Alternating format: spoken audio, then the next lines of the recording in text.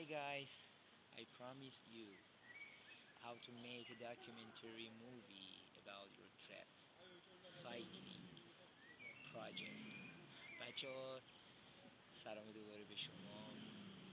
من در یک جای خیلی زیبایی هستم. بهتون قول داده بودم که پیرامون ساخت فیلم مستند صحبت میکنم.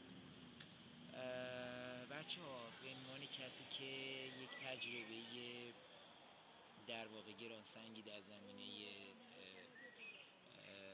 دریافت لوح تقدیر از جشنواره بین‌المللی دارم و تو حوزه سفر با دوچرخه که خب ساخت مستند کار بسیار دشواریه بگم.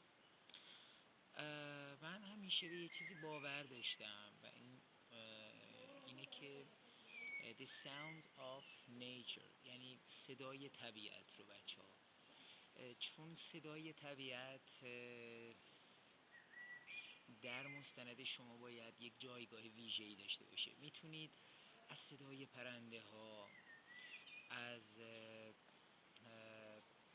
در واقع ریکورد داشته باشید، میتونید از در واقع اون قطرات باران، از در واقع لند اسکیپ ها، از لرزش برگ ها، از موسیقی های محلی کانتکت کنید، ارتباط برقرار کنید با مردم محلی، پابلیک پیپل. این خیلی میتونه دستاور، خیلی میتونه مستند شما رو قوی تر کنه.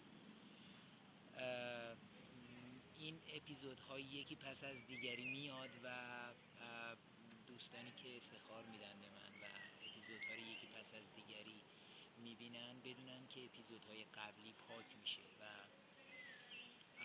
امیدوارم که من بتونم در این پروژه مستندی در خور و شایسته بسازم که حتما از نظر شما هم